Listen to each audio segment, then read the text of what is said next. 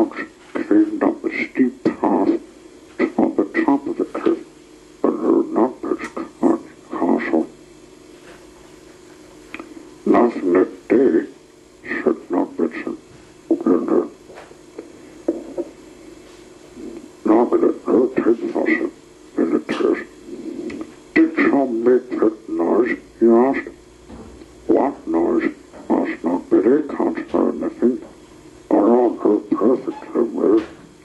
That noise, dreadful noise that upset the sea monster about half an hour ago. I'll bet yes, he heard it. Somebody's invoked one of the evil spirits of the deep. They were unpleasant. Said Nogbert sympathetically. Whatever are evil spirits of the deep, asked Noggin. Are magic spirits on her? They were nasty. He could get rid of it for all. If it isn't nonsense, it will a bit of magic, said Nogbert.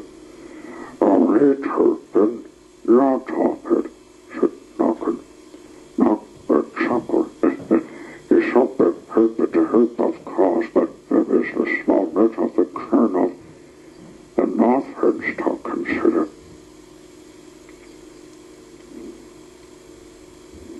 You mean that if it is on the crown of the Northlands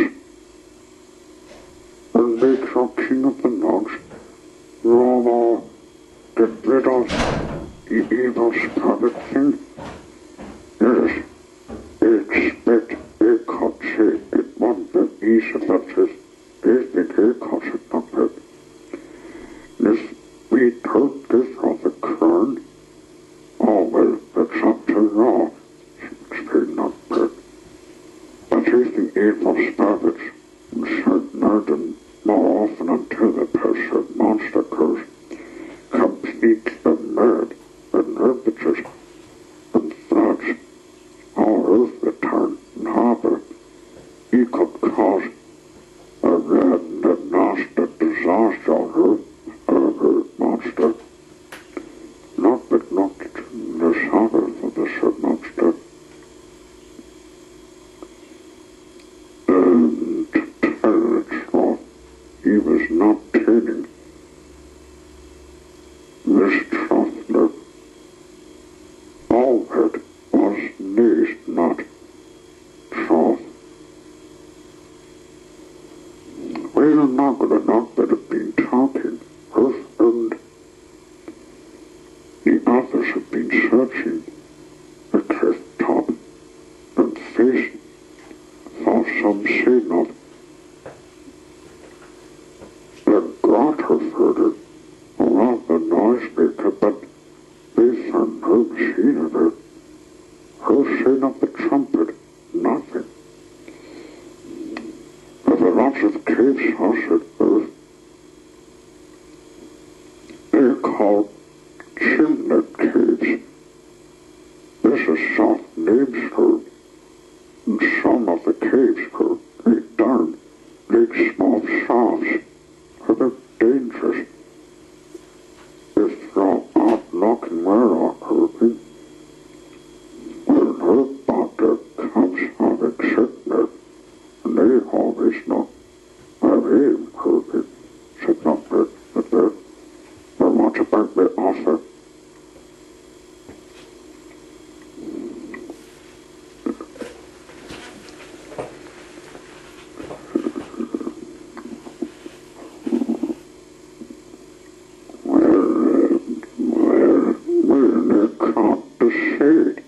Said Noggin. It will have to be considered by the council, isn't it? Of course, exclaimed Nogbert. Don't think about it. I don't expect evil spirits of Corrigan to come over afternoon if they've a cocktail. You have plenty of tea. The Nogs had tea'd.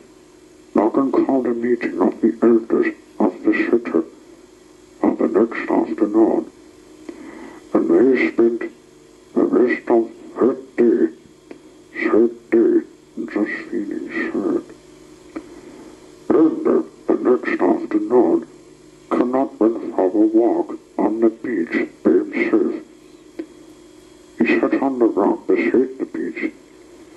just a play of the mermaids, the wonder to himself, what knave would be made of the Nogs if Nogbert were to become king of the Nogs? He shivered at the thought. "Why do you shiver?" said a small voice behind him. Canuck jumped and saw the mermaids. They were looking intently at him. A cruel thought explained later. "No, the water," said the mermaids. "Something bad has happened to us. You cannot tell them what had happened. He told them not that space for removing the evil spirits of the deep. Evil spirits of the fiddlesticks," said the mermaid. "There is no such thing. I never heard such rubbish." "Yes, but what can we do?" said Colonel Chitler. "Mr. Monster will destroy the whole town." "Rather," said the mermaid, "spread monsters are gentle. We must think of something." He thought. "No, waterproof?" asked the mermaid suddenly. "Waterproof? Can you swim?" said Colonel Puzzle. "Yes, but only on top of the water," said the mermaid. "We shall have to sing of a song." "What for?" "To make your waterproof and gentle to sleep," said the mermaid. "Now sit down. Sit still and make comfortable while we sing to her."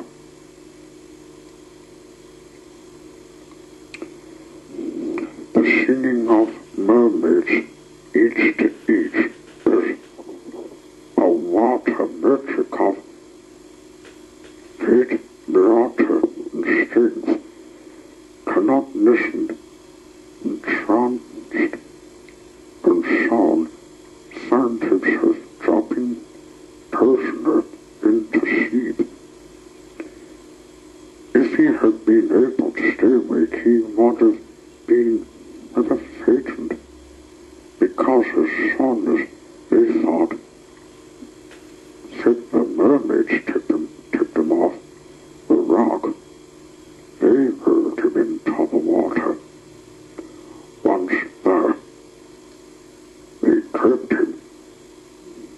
They then hauled him along under the surface to the other side of the estuary. There they came to the gap in the rock wall of the estuary. It was an old cave, hardly visible from the outside because its roof was no more than a foot or two above the water, but inside the cave was broad, sandy, the beach. The mermaids did come not up the beach, saying to wake him up. The first thing Canot saw, she opened his ears to the dim lid of the cave. He was the brass trumpet of whose God had heard him, sticking down from the roof of the cave. He sat up and looked round. The cave beneath, the cave beach showed signs of being lost. There were some large lobster cages in the corner, and some steps leading up to the stout door. In the rock, next to the trumpet in the roof, he saw a wooden trap door, but there seemed to be no way to reach it. Learned to tell later. "What is this place?" he asked. "Secret cave," said the mermaids. "Not because," he said. "He fixed the trumpet thing in the roof." "And how does it work?" asked Canot. "Oh, it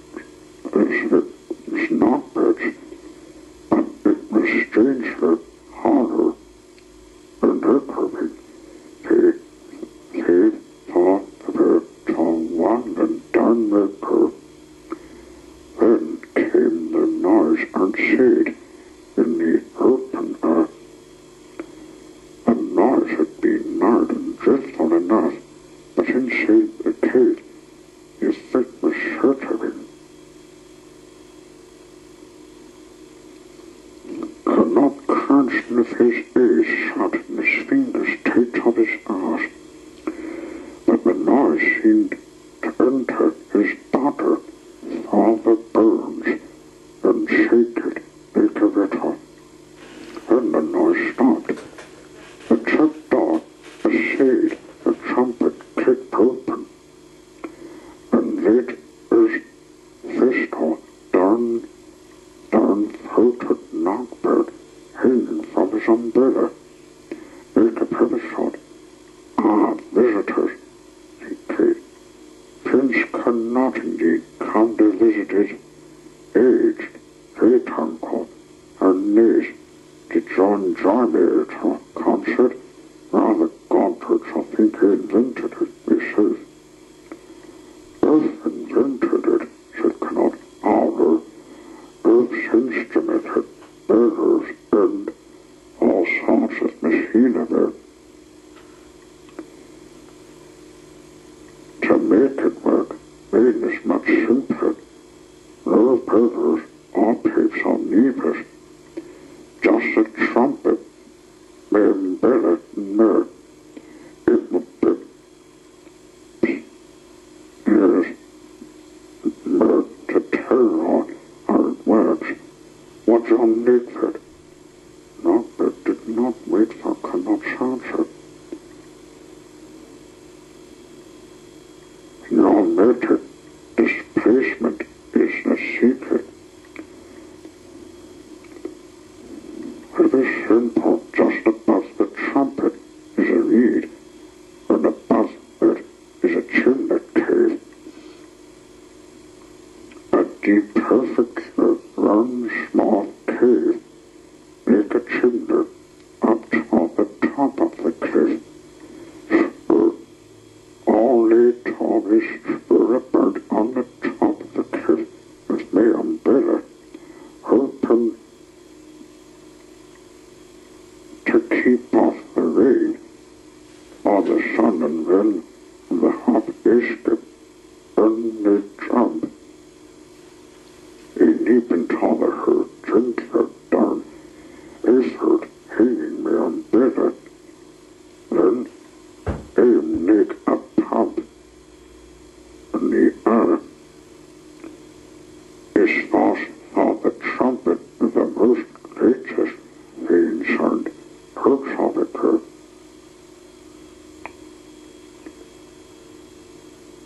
Connaught did not have time of it occur. What this occurred was not but went on talking. You may wonder me intending all this, but of course there is nobody hard but John Merrick. Nobody is hers appointed, sir. It would make us so long as you're telling everything about it. It is our secret, shall we say, sir, to just make sure. I'll pop on this lobster pot. Not the all this aristocratic nature was surprisingly strong. He soon bundled Connaught into the lobster pot, which he crowded with a large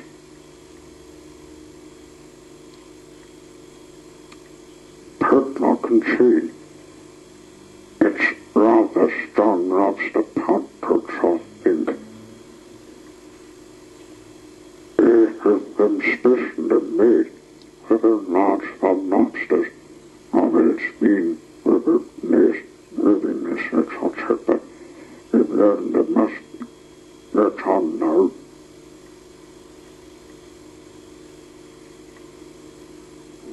The knockbird picked up his umbrella, then led up the stairs to the door in the rock, and this Connaught was alone. The tide was raging. Some the water would cover the lobster pot. The mermaids were in the water. Connaught, what are you? He cried. He means her, said Connaught. Just chain me out.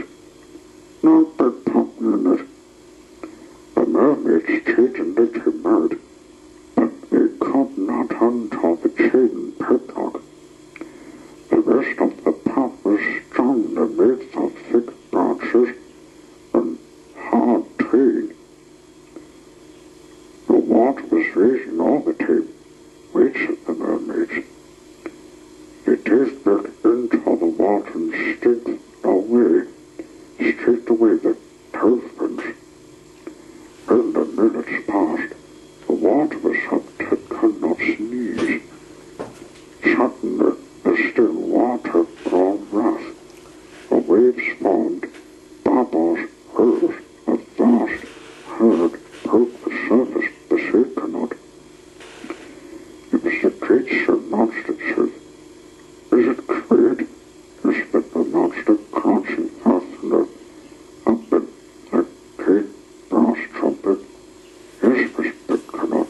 God, whispered the monster. I keep the one here moving to bed. The Sir Monster with powerful long teeth.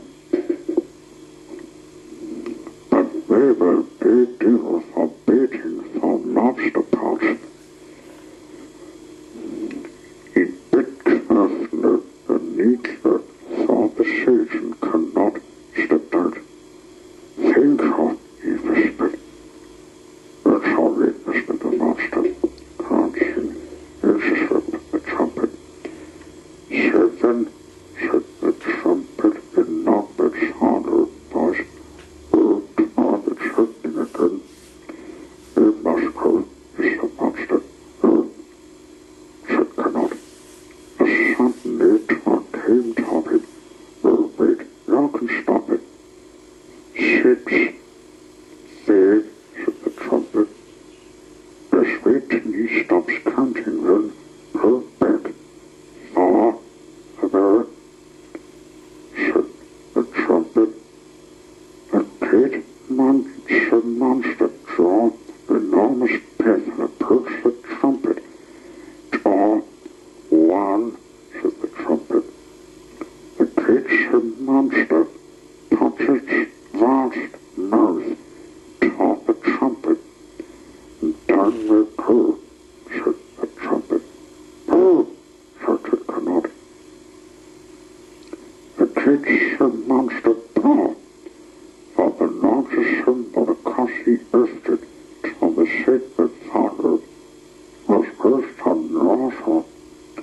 But one movement, Nogbert was seen constantly strolling along the cliff. Under his customary black umbrella, he walked behind the rock and was lost to raw over purpose. Then suddenly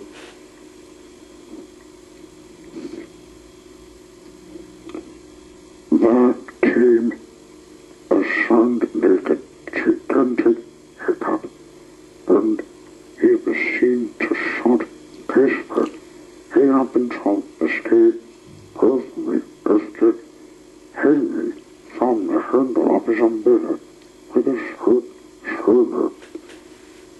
He floated down past the cliffs and landed in a small space in the earth. His umbrella floated away. Help! Help! He cried, save me! Save me! The monks heard his cry faintly, but they were too far away to save him. However, Nogbert did not drown. The water of the earth beside him began to stir, and bubble as if a whirlpool was forming. Then the head of the great monster rose behind him, and a set of powerful-looking teeth grasped him firmly by the scruff of the neck. There cannot in the mermaids on his back. A big trickle knocked it across top the harbour, deposited him in the wet heap in front of Noggin. Noggin felt that great monster for his head into the turn, led by with the laughter, came forward to praise honor a short song called The March of the Monsters. But once the monster turned to daze into the water, so Noggin sent the burned away, nor did a dale whispering, and all loud noises in honor of the thing that great monster on it a great news. and that's the end of this week's novel. Baby.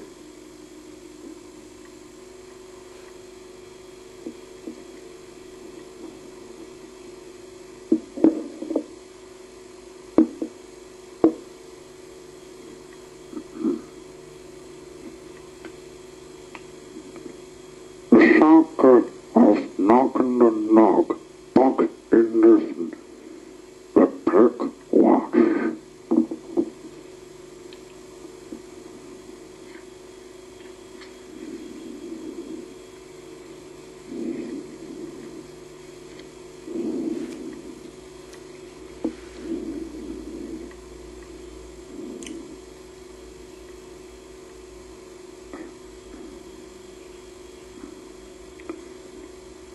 In the lands of the north, where the brick rocks stand guard against the courage, in the dark night it is ever long, and then of the northlands sit they the great log fairs, and they tell a tale.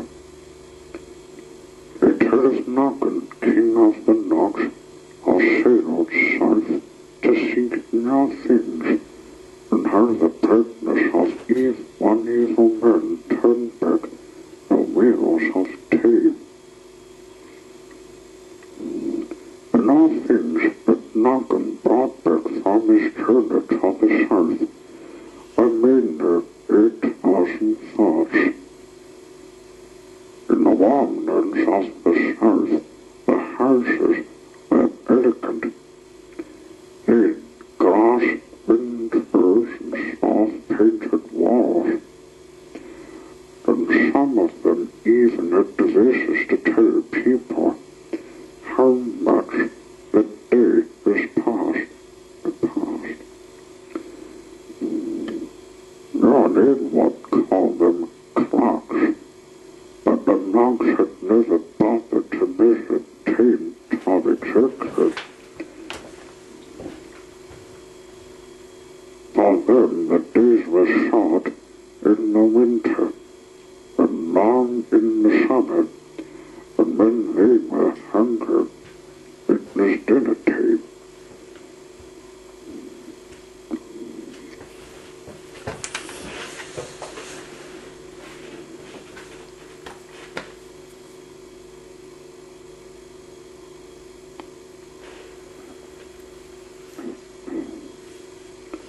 But the Noggin sailed into his harbour.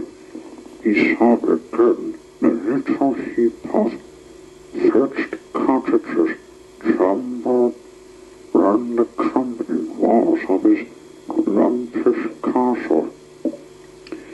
His joy returning room was tinged with shame and the thought of how simple the ugly his kingdom was. This place is a mess, he said. We can never stop to build a cultured, well-bred, artistic people until this turn is tainted. The Nogs are not sure they wanted to be cultured, well-bred, or artistic, but they were fond of their king.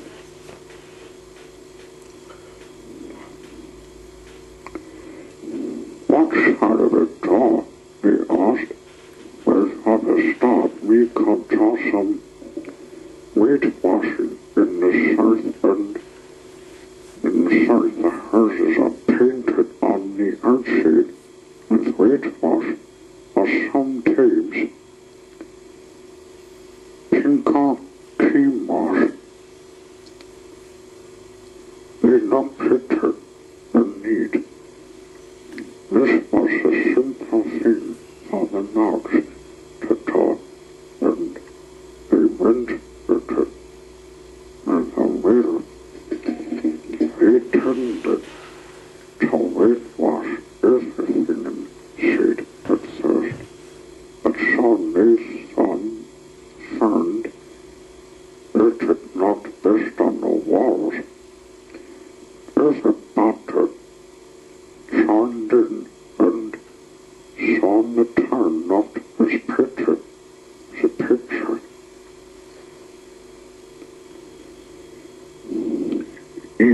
not that the bed in his castle on the hill was taken with the fashion.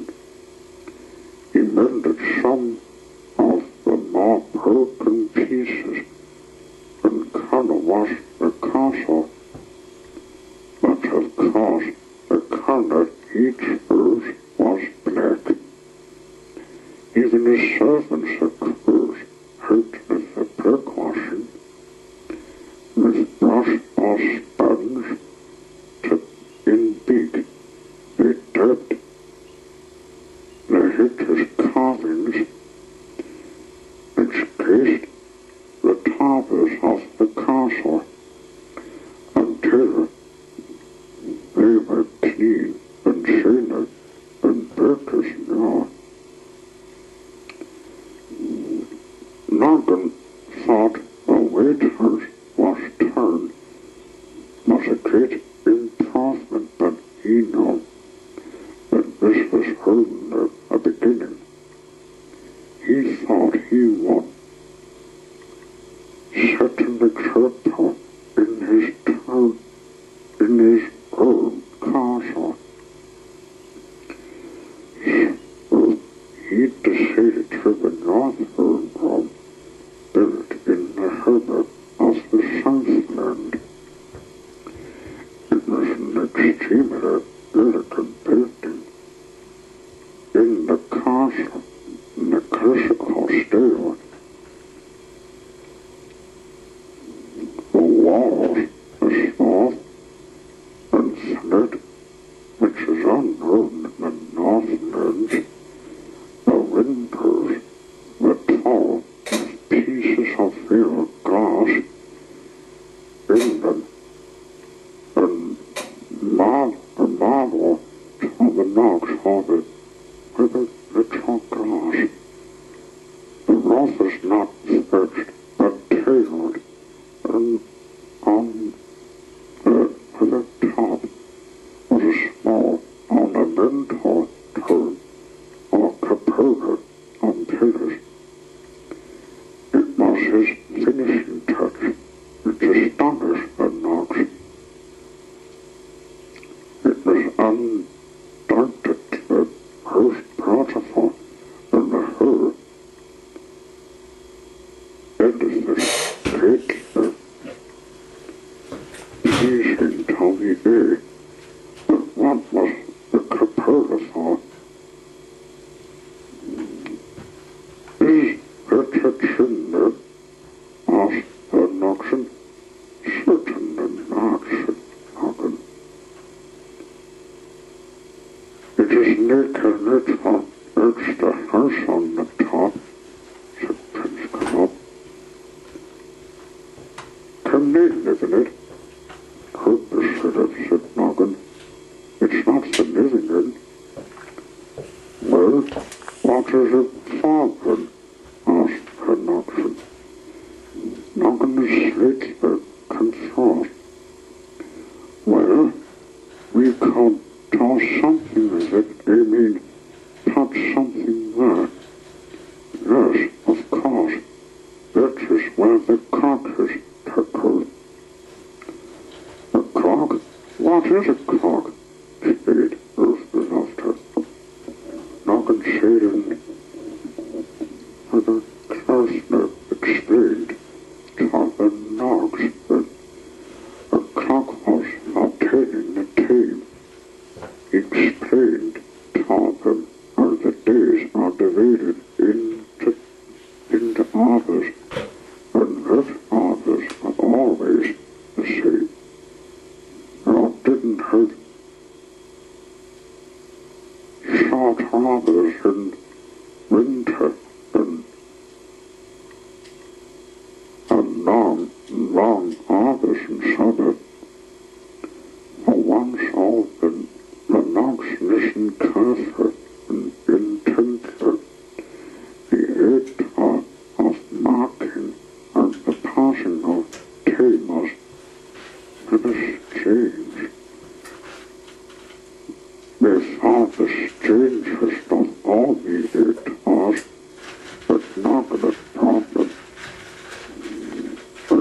clockwork.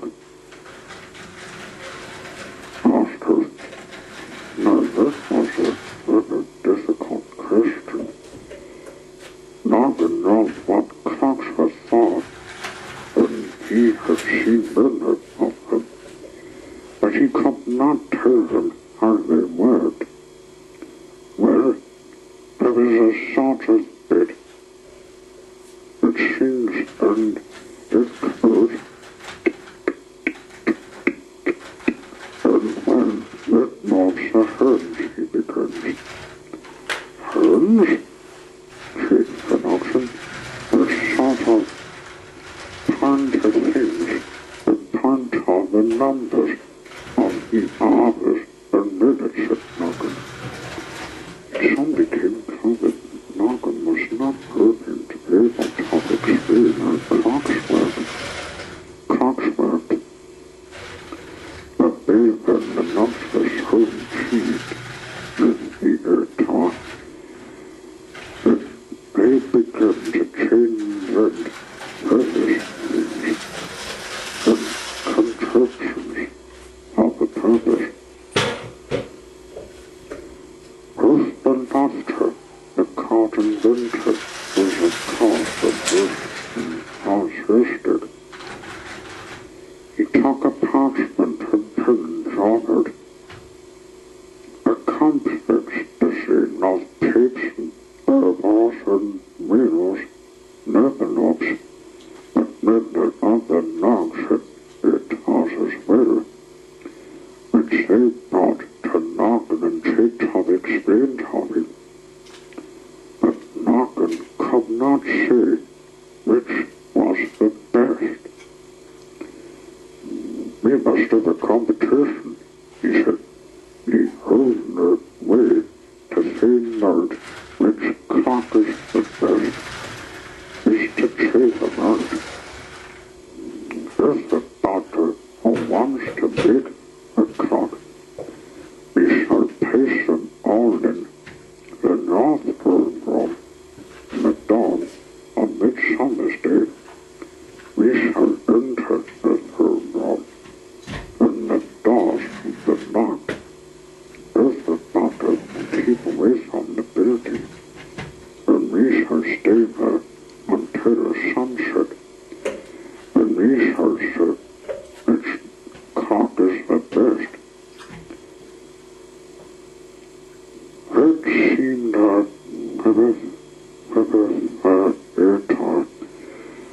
the knocks went on the workshops for engineers, and one black crow that had been perched on the gutter spread its wings and slipped away across the earth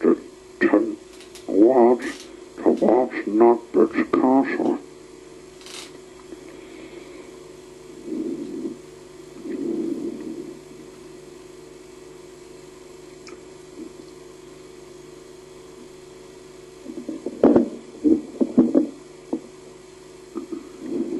Miller and Strange were the clocks that they made, or no, they would not have recognized them.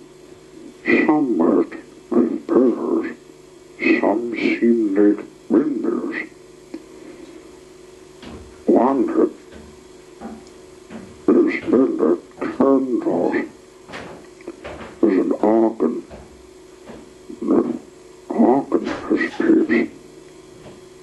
Some were driven by air, some by springs, some by weights, some by little round shaped ears.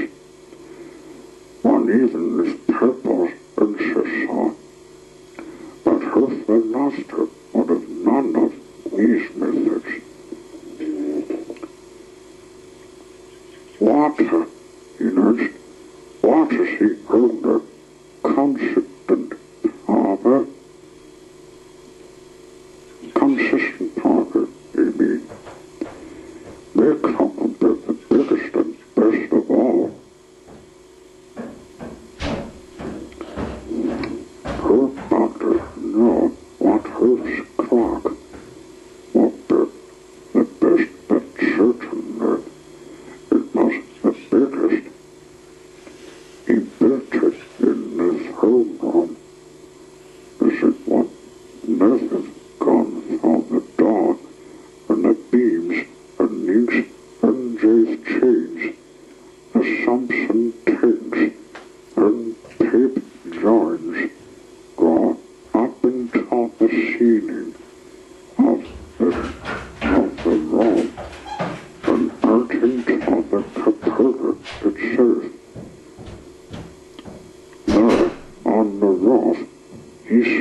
mischief wasn't Barrow's.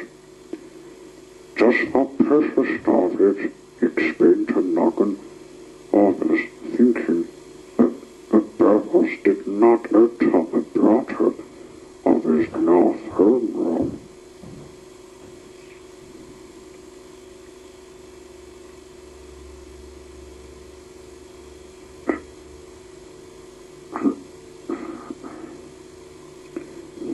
Midsummer's Eve. The home room was a busy scene. The knocks came and went with the strange devices. The guards prepared to knock the door on the castle gate and leaned upon a ladder, a long one, passing buckets of water in a chain to fill roofs bubbles of the roof on the roof. Soon all was prepared. And at dawn the next day, Noggin and Noxon entered the north home room. Found her bed, Ruth and lost her, and the other knock competitors in the royal cock competition. Noggin inspected the cocks and checked with the competitors. The cocks were ready to start. Then the trumpet was sounded. The cocksword was cleared and the door was locked. All was quiet in the room. At first, the sun discerned of squirrels and kink and rattle and punk filled the air with a stage and musical rhythm. The cocks all worked. Well, then all of them had encountered some difficulties with his understanding on the step-ladder. With his head among the beams, chaining things together with leather thongs. Suddenly,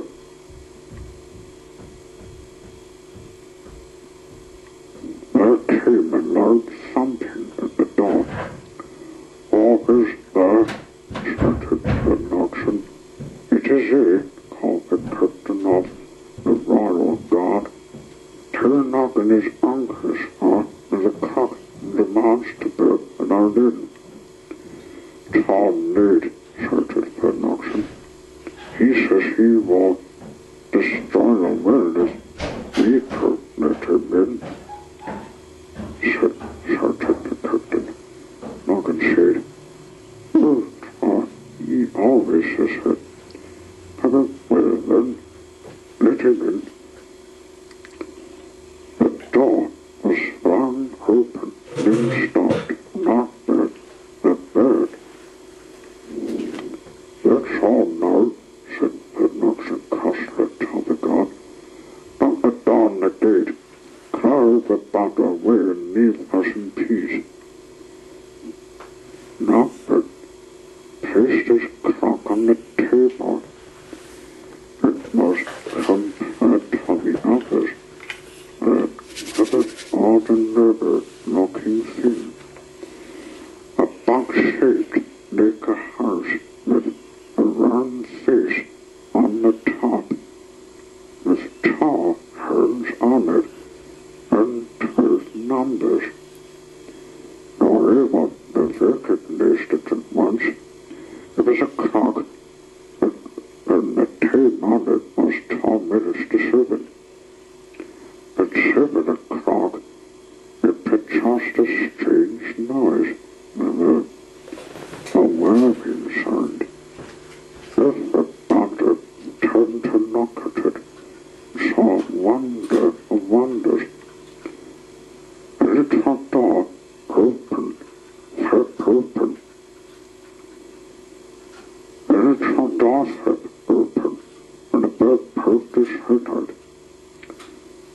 Cuckoo!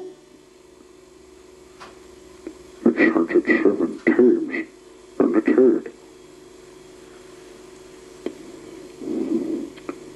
This strange experience had astonished the Nogs. It made us struck to silence. Chuckled Knockbird. This is no ordinary clock. Who about the clock? The bird said. We shall sit at the end of the day, whether or not it is the best clock, said Noggin and Noggin the king in a voice. May not be the best, said Ruth the laughter from his brother. But yours doesn't even work, laughed the Noggin. It will, said the Ruth. By the end of the day. No, sir, I'm God it is. Not that the bed laughed again, being at the end of the day, indeed. How can she when it will be last? Well, later on this evening, expect, said the Noggin. Now what imagine your England ignorant speak maker, snub Knockbird the bird, but taught that later this is the order of the clock. What is a clock to talk with when the day turns? Asked Noggin. Because it is May clock that the same day will end. Indeed, whether it will end or not, explained Knockbird the bird. These feeble contraptions are her, surrounded yourself with the just order of the clocks. They will tell what the time is. May clock is far more useful and powerful. It tells the time already. It tells the time what it must have. It commands a time. If May clock goes further, then the day will go further. If it goes fast, the day will go fast. It goes beneath her, said the Noggin. What you're beneath or not beneath will make no difference, said Knockbird. He turned the needle on the back of the clock, and its ticking became certain deeper. The cock-hawk slowly came out of its clock, of its house, and gave a feeble hope. Coo, coo.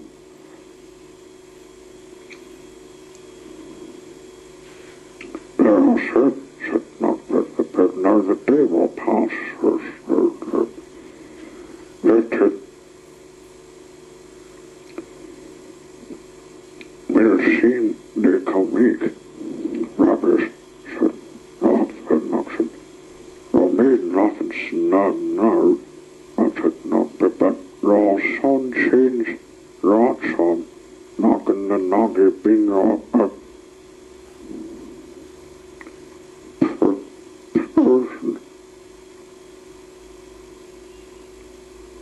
The crown your word is lately made.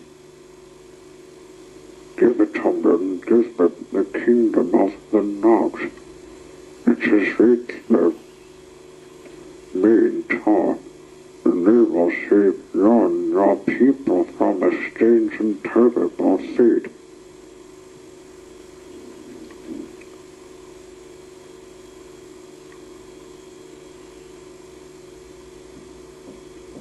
We shot it. And what fate? Said Noggin and Nog. This is a competition to see how can make the best cock. If I win it, you'll have the place, but it will not be my turn. No, you're off those, no, not that nobody will win it. Watch. He turned the lever on his clock, and it stopped. He turned it further, and it started again, but its sound was different.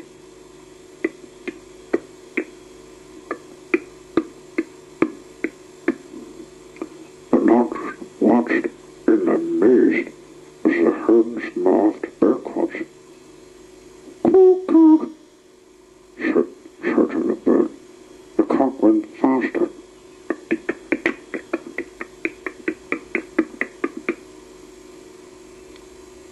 The bird stuck its head out and shouted, "Cock." 7 times. So fast it sounded like hiccups. What is it supposed to do? Nothing, nothing. Tables are curving backwards. Spin up with the bird. Saw it with the dawn this morning, and this noggin gives me the kind of the last night. Rubbish, said the noggin, and the noggin laughed. No, said Nogbert, the bird, it is curving dark already. Then the laughing stopped. Nogbert's clock was stopped ticking swiftly backwards. As it did so, the night got dim. "Sir, the dawn is setting," said Nogbert with an evil smile. "Saw it with the dark and then tomorrow, the yesterday noggin, you must choose. Either you'll give me the kernel, your knees, and the net backwards." "What's your need to?" said Noggin. "Nothing," said the noggin firmly. "It's all right," said Earth, looking down from his letter. "You think it will go now?" He'd not heard anything that Nogbert had said. The night got darker. Nogbert's dawn came nearer. "You must choose now, Nogbert. Choose now, you must have me turn." "It's a bit dark in here," complained Hoof, "but I think it is ready to work now." Amen. The throne room is always pitch dark and silent, but from the sound of the clocks and the hiccuping of Nogbert's cock-call,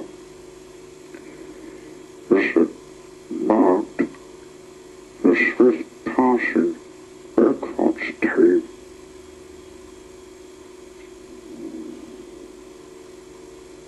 Charles snowed Nogbert. "Well, said Noggin and Nog. "Harbour Earth," shouted Earth. He swung on the lever and on the road, with a crunch and a gargle neck and emptying bath, his machine started to work. Kerplash, glop, glop, glop. Rattle, total crunch it went. A great bronze pendulum swung across the room and thumped on the wall. "It works, shouted Earth, jumping up and down in the dark. Suddenly from above them came a rumbling and creaking.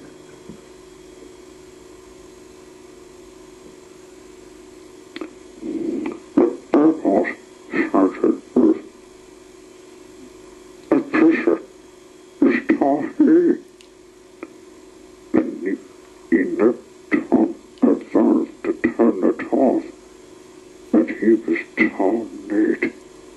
With a curse and the snub-neck bubbles of water beating on the roof, the bubbles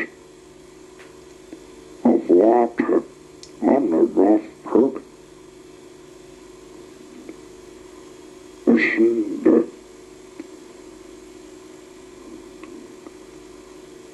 And then the currents of water set in a tidal wave down the ornamental roof and over the glass windows, scattering nuggets in each curse and carving card. She chopped the brushes and said the brickwash that they had been so careful painting on the windows was washed away in the daylight, and they were announcing the Sunday steamed into the home from.